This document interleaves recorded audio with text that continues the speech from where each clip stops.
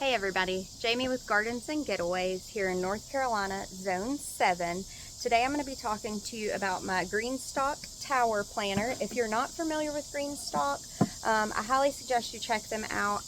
I will say overall this is kind of be a review, but also me prepping my Greenstalk for the fall.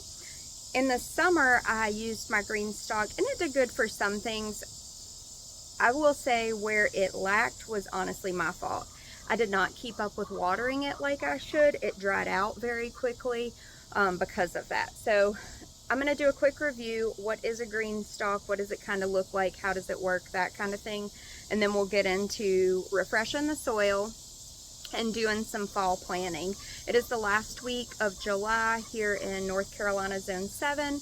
So it's time to start thinking about kind of the fall garden and what all we've got going on. So with the Greenstalk tower planter, this is what the top of it looks like. It does not come with necessarily this lid, but you can buy the lid. I chose to buy the lid because I saw a lot of reviews that said stuff would get down in there if you didn't have it closed and clog your holes. So I was trying to prevent that.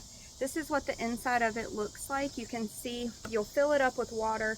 The water does go through this central hole, and then I don't know if you can see, but there's little holes around each pocket as well where the water drains through, just to kind of give an overall like slow watering. So this is the top of it.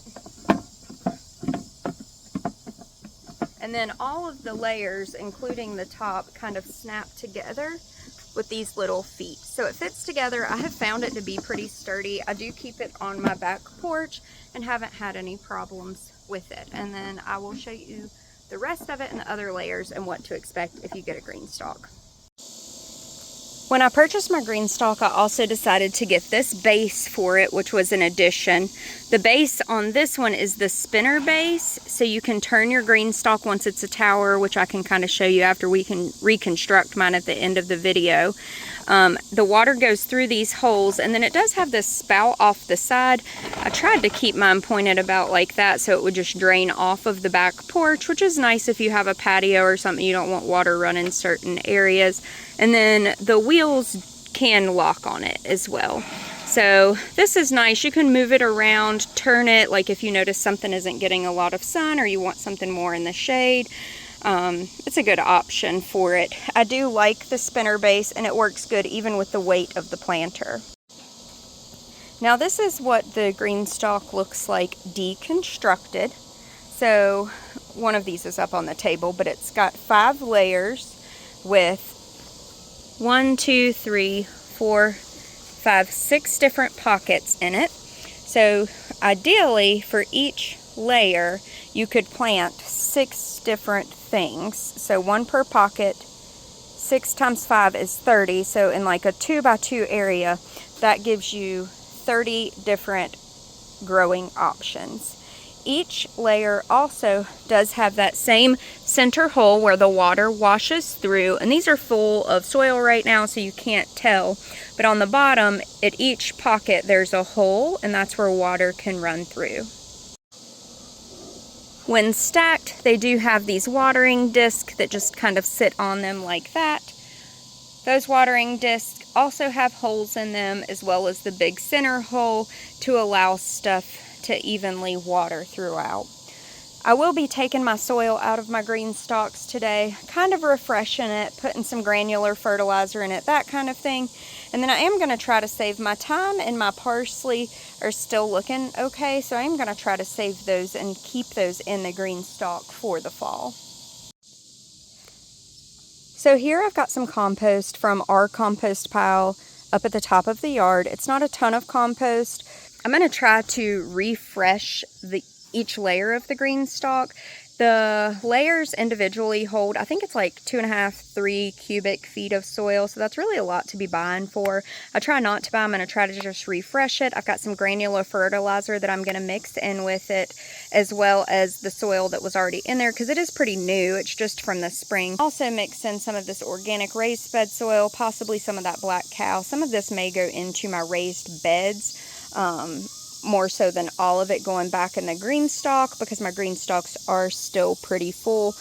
really what I'm trying to do is just refresh the soil and give these plants for fall a good kind of head start, so they're not in this soil that's already been robbed of nutrients. It's not a lot of soil when you grow in containers, so it is important to keep your nutrient content up, keep fresh soil in there so it doesn't become hydrophobic, so that you can water it and the water not just run through it, and so that the plants can get what they need, especially since I'm planting like some root crops like carrots, those kind of things. They need a lot of nutrients.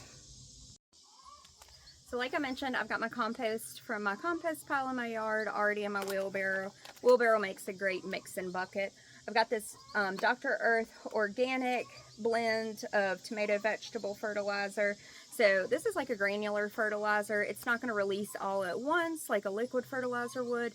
So I'm just going to sprinkle a little bit of that in here, just to mix in with my layers. And then I'm going to dump my previous soil in with it and kind of mix it up just to give it a little bit of a refresh. I'm a little hesitant to dump this because a mouse ran out when I was unstacking it. So if I scream, that's why. Just flip it over like that. All right. So this is what the bottom of the Greenstalk looks like. You can see much better all of those holes in there now. That's where the water runs through. Looking into my wheelbarrow, you can see why you need a soil refresh. This looks more like a sandcastle than soil, but there's a lot of roots in here. Everything is just really tangled. It just needs to be broken apart. If any large root balls come out, I'll try to maybe like pull those out. But I'm just going to kind of break this up and give this soil a nice refresh, so it'll be good for the fall. So I dumped this second layer of the Greenstalk, and I cannot believe how many roots were in this. This is where I had my green beans. It's just crazy how many roots were down in the... Look at that. That is crazy. All those roots. I'm just going to peel this off and kind of toss it out. I know that green beans can be nitrogen fixers, but there's not a lot of space in the Greenstalk, so I'm going to kind of take the bigger chunks of them out, just put them over here to go up to my compost pile. I did mix in a little bit of the raised bed soil with, this will be my second layer of the Greenstalk, some of that fertilizer and some of my previous compost. So I'll just continue to mix this up and start to refill 2 of my layers of the Greenstalk. In trying to save as much soil as possible, there were some root ball chunks that just weren't worth leaving in there, with it being such a small spaced container. So I've tried to pull those out. If I can grab them and kind of shake the dirt off of them, then I'm just pulling those out. Also, don't come at me if you don't like Black Cow or the Miracle Grow Organic. It's the country. I do have some soils and like compost that I prefer. However, the store that sells those is 40 minutes from my house, and I just didn't have time to drive that far, so that'll be okay for now. Now that I've got this all pretty well mixed up with the fertilizer, compost, the old soil, some fresh soil, I'm just going to use this shovel to refill the 2 layers that I was working on. And it makes a mess. There's no great way to refill these, but it'll be okay.